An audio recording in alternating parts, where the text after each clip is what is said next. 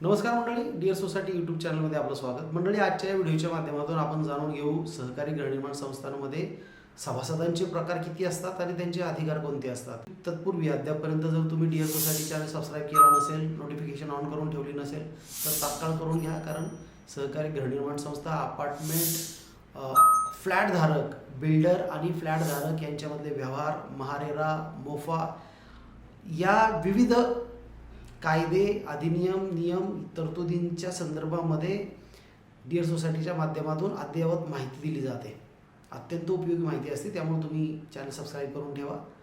आणि व्हिडिओ जर तुम्हाला आवडले तर तुम्ही तुमच्या आप्तसुखीयांशी, मित्रांशी, तुमच्या सोसायटीमधल्या सभासद कमिटीशी नक्की शेअर करा. मंडळी, आजच्या व्हिडिओचा जो मुख्य उद्देश आहे तो म्हणजे सहकारी गृहनिर्माण संस्थांमध्ये जे सभासद असतात तर ते कोणत्या प्रकारचे असतात हे समजून घेणे आणि त्यांचे अधिकार काय आहेत ही माहिती घेणं. तर सहकारी गृहनिर्माण संस्थांमध्ये 4 प्रकारचे सभासद असतात. पहिला असतो तो म्हणजे मूळ सभासद. मूळ सभासद तो असतो ज्याचं नाव भाग दाखल्यावर पहिले असतं. इंडेक्स 2चा विषय नाही, भाग दाखल्यावर पहिला असतं तो मूळ सभासद. दुसरा सभासद जो असतो त्याला म्हणतात सहसभासद. सहसभासद हा असा व्यक्ती असतो ज्याचं नाव सदनिकेच्या खरेदी खात्यामध्ये ॲग्रीमेंटमध्ये असतं, म्हणजे तो सहमालक असतो. त्या फ्लॅटचा जॉईंट ओनर असतो, त्याला जॉईंट मेंबर बोललं जातं, सहसभासद म्हणून त्याला गणलं जातं. तिसरा जो प्रकार आहे तो प्रकार आहे सहयोगी सभासद. सहयोगी सभासद हा कुटुंबातील, रक्ताच्या नात्यातील व्यक्ती असतो जो सहयोगी सभासद बनू शकतो आणि सभासदत्वाचे जे अधिकार आहेत त्यांचा उपभोग घेऊ शकतो. सहयोगी सभासद बनण्यासाठी कुटुंबाची व्याख्या दिलेली आहे. सहकार कायद्यानुसार कुटुंबाची एक व्याख्या दिलेली आहे जी तुमच्या उपविधीमध्ये सुद्धा आहे. उपविधी क्रमांक 38मध्ये तुम्ही वाचू शकता किंवा उपविधी क्रमांक 3मध्ये सुद्धा दिलेले आहे. तर सहयोगी सभासद बनण्यासाठी सभासदाचे आई, वडील, भाऊ, बहीण, पती, पत्नी, सून, जावई, पुतण्या, पुतणी यांचा समावेश होतो. आणि चौथा जो प्रकार आहे तो म्हणजे तात्पुरता सभासद, प्रोव्हिजनल मेंबर. तात्पुरता सभासद तो व्यक्ती असतो जर एखाद्या सभासदाचा मृत्यू झाला तर त्याच्या मृत्यूच्या पश्चात त्या मृत सभासदाने जर का कोणाला नामनिर्देशित करून ठेवलं असेल, नॉमिनी करून ठेवलं असेल तर अशा व्यक्तीला तात्पुरता सभासद म्हणून सहकारी गृहनिर्माण संस्थांमध्ये मान्यता दिली जाऊ शकते. आणि हा तात्पुरता सभासद हा तोपर्यंत सभासद राहतो जोपर्यंत कायदेशीर वारस संस्थेच्या रेकॉर्डवर येत नाही, तो जोपर्यंत ते सभासद कायदेशीर वारस सभासद बनत नाहीत. आता आपण या 4ही सदस्यांचं सभासदत्व कसं मिळतं ह्याच्याविषयी जाणून घेऊ. मूळ सभासद जो असतो, मूळ सभासद किंवा तुमचा जो सहसभासद असतो, जो सहमालक असतो फ्लॅटचा, तर हे दोघे जण एकतर संस्था नोंदणीच्या वेळेस त्यांनी जर नोंदणीच्या प्रस्तावावरती सही केली तर ते सभासद बनतात. आणि सहयोगी सभासद एकदा संस्थेचं कामकाज सुरू झालं त्यानंतर जर मूळ सभासदांना असं वाटलं की आपण आपल्या कुटुंबातील व्यक्तीला, मुलाला, मुलीला किंवा कुटुंबातील व्यक्तीला सभासदत्वाचे अधिकार द्यायचे आहेत तर त्यांना आधी त्या संबंधित नातेवाईकाला सहयोगी सभासद बनवून घ्यावं लागतं. त्यासाठी समितीकडे विहित नमुन्यामध्ये अर्ज करायचा. त्या अर्जाबरोबर 100 रुपये द्यायचे असतात, ते म्हणजे प्रवेश फीचे. आणि या 2 गोष्टींसह मूळ सभासद जे आहेत ते संमतीपत्र देतात. तर याला समितीने मान्यता द्यायची असते आणि समितीने मान्यता दिल्यानंतर सहयोगी सभासद नातेवाईक जो आहे तो बनू शकतो.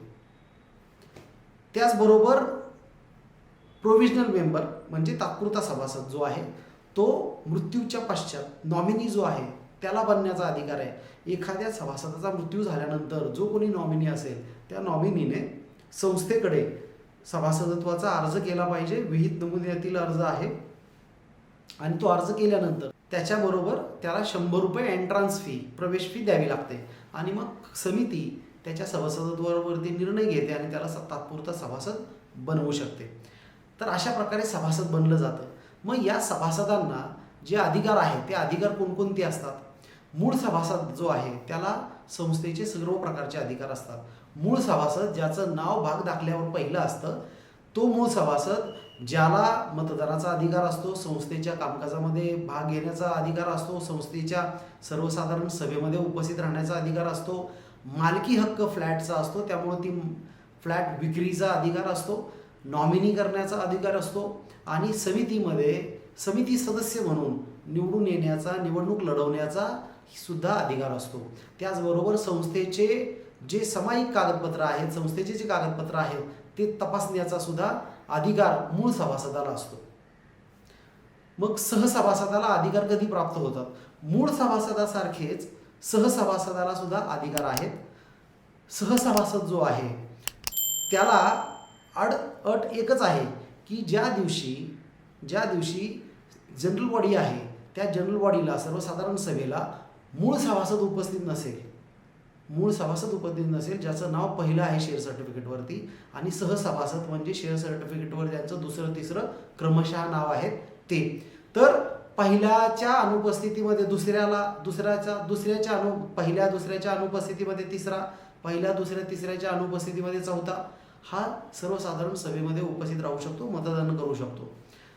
निवडणुकीमध्ये जर सहसभासदाला निवडणुकीमध्ये उभं राहायचं असेल तर त्याला जो मूळ सभासद आहेत किंवा त्याच्या आधीचे ज्यांची भाग दाखल्यावर नावं आहेत त्यांची पूर्वसंमती घेऊन तो व्यक्ती जो आहे तो समितीच्या निवडणुकीला उभा राहू शकतो आणि समितीमध्ये पदाधिकारी म्हणून काम करू शकतो. त्याच पद्धतीनं सहयोगी सभासदाला सुद्धा मतदानाचा अधिकार प्राप्त होतो, मात्र त्याच्यासाठी अट ही आहे की मूळ सभासद जे आहेत त्यांनी लेखी स्वरूपामध्ये तशी परवानगी ही सहयोगी सभासदाला दिली पाहिजे. म्हणजेच मूळ सभासदांनी त्यांचा हक्क सोडला पाहिजे आणि ते हक्क कोणता, मतदानाचा हक्क सोडला पाहिजे आणि तो हक्क तो त्यांच्या सहयोगी सभासदाला दिला पाहिजे.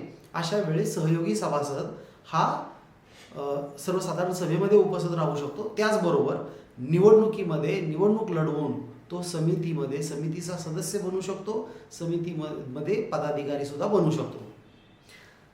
आता जो तात्पुरता सभासद आहे त्याला मतदानाच्या अधिकारासंदर्भामध्ये स्पष्ट आहे की त्याला मतदानाचा अधिकार आहे, मात्र तो निवडणूक लढवू शकतो का, तर त्या संदर्भामध्ये सहकार कायद्यामध्ये कुठेही काहीही नमूद नाही आहे. तो तात्पुरता सभासद असतो, तर तात्पुरता सभासद असतो, शिवाय सहकार कायद्यामध्ये त्याला निवडणूक लढवण्याचा अधिकार आहे, समितीमध्ये येण्याचा अधिकार आहे किंवा नाही याबाबत जी नवीन प्रकरण 154ब आलंय त्याच्यामध्ये कुठेही उल्लेख नाही.